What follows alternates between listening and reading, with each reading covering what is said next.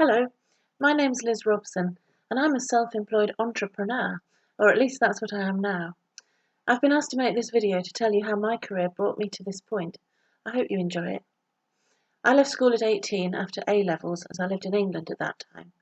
I didn't want to go to university, as I wasn't sure what I wanted to do, and I didn't plan to spend 4 years studying a subject I might not have liked, and being skint into the bargain.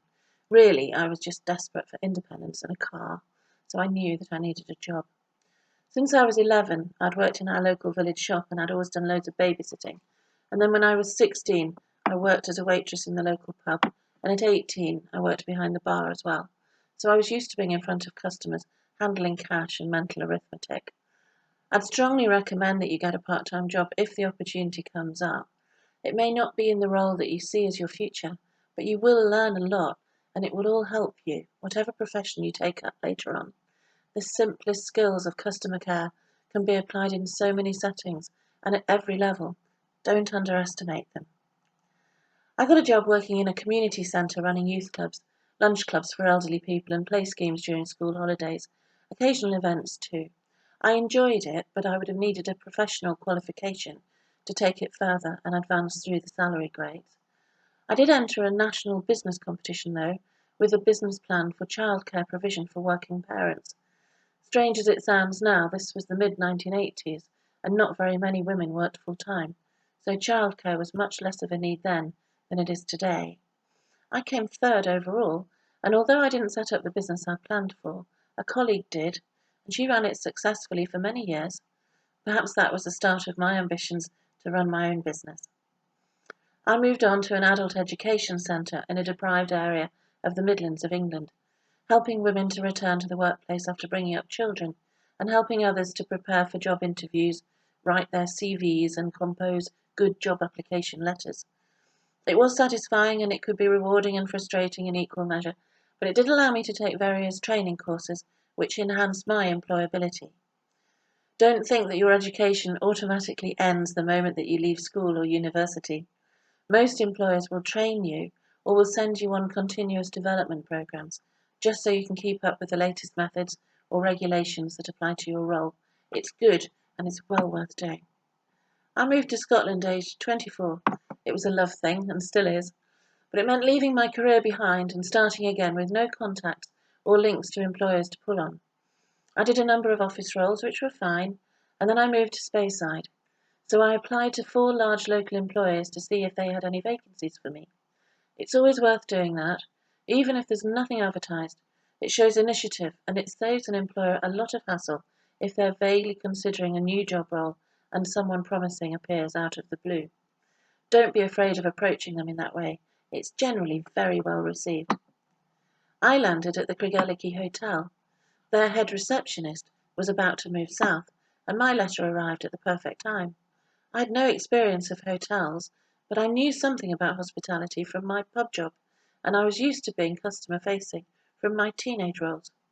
I recall a very formal interview with the head receptionist before the owner came into the room. He introduced himself, and I stood up to smile and shake his hand.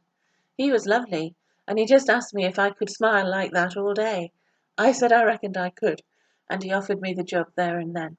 Like I say, the skills of customer care are worth getting.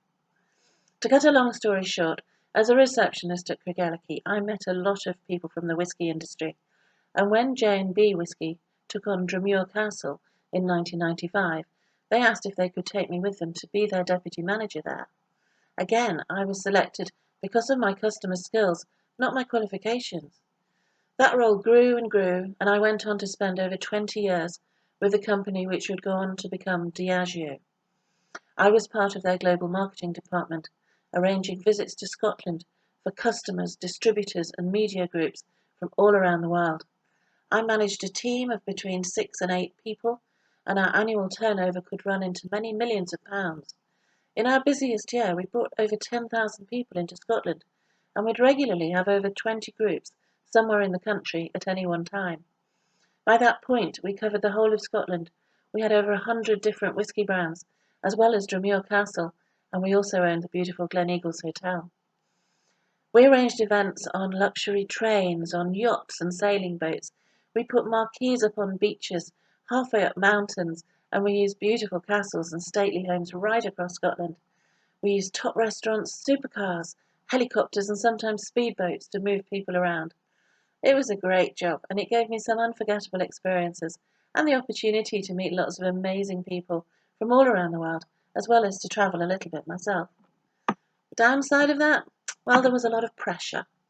Every event meant deadlines, and we had a lot of events. Nothing ever went badly wrong, really, but we did have a big party planned on the Isle of Skye once for an award that had been won, with more than 70 media guests coming in from around the world. And then we got a weather forecast just 2 days before, predicting storm force winds. This was going to ground the helicopters we'd booked and probably close the Skye Bridge too. So at 48 hours' notice, we had to move the entire event to the mainland and find suitable accommodation and caterers and everything else for all of the guests and the hosts as well. I had no sleep, literally no sleep, for the duration, as we simply couldn't stop working if we were to save the event at all. It went well, though. Everyone fully understood the reasons for the changes, so there was no negative PR, and after a long sleep, I was back at my desk the following day. So why did I leave? Well, as happens in many companies, the focus changed and the decision was taken to sell Gleneagles and then to close Drumure Castle and to run the activities with trade customers in the countries they came from instead of in Scotland. So my role and my team were no longer required. And that happened in 2017, but I can honestly say it was the best thing for my career so far. I had always wanted to run my own business and also to be a foster parent. There was no way I could have taken on a foster child when I worked for Diageo, as my time was so limited and my hours were so unpredictable.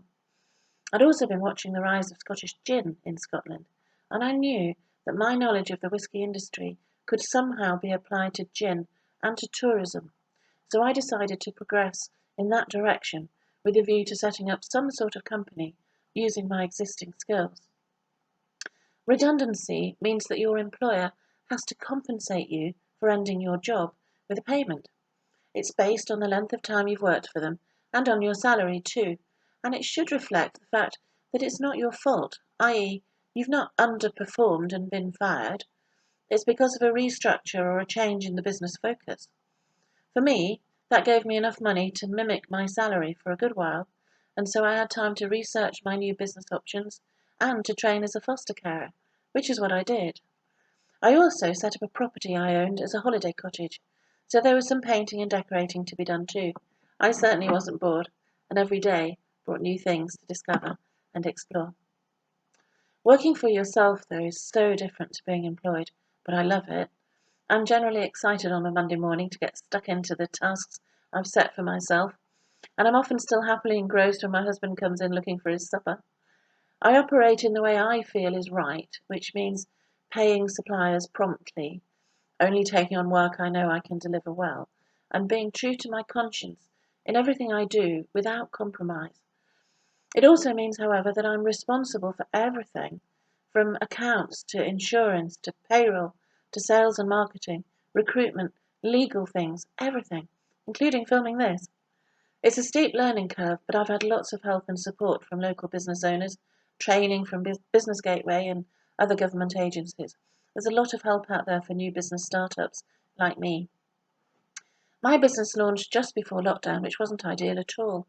Luckily, however, I'd spent time already talking to lots of potential customers, and they were all lined up to join me.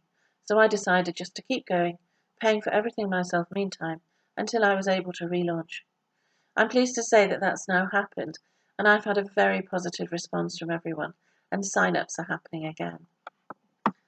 So Ginspired Scotland is a membership-based website which gives visitors to Scotland everything they need to find out where Scottish gin is made, which distillers they can visit, where they can stay and eat and drink while they're here, and a route planner to set it all up.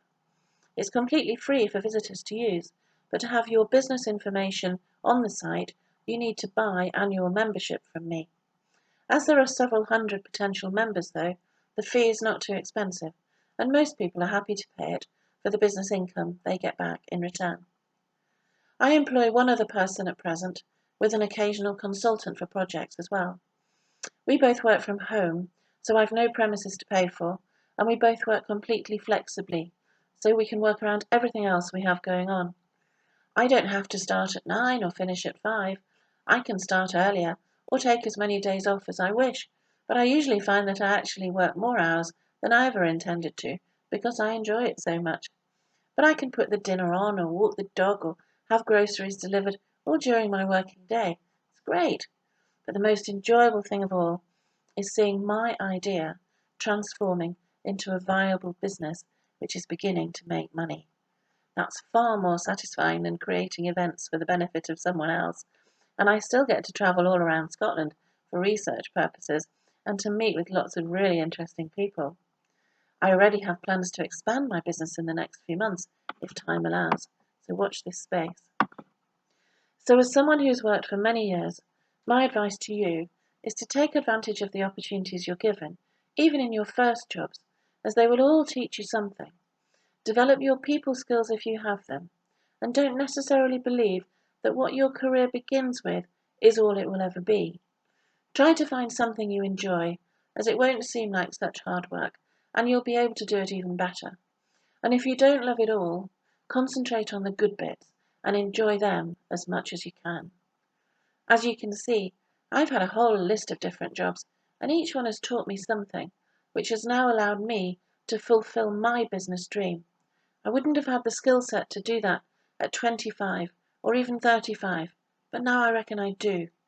I hope your working lives bring you as much enjoyment as I find in mine. Thank you. Bye bye.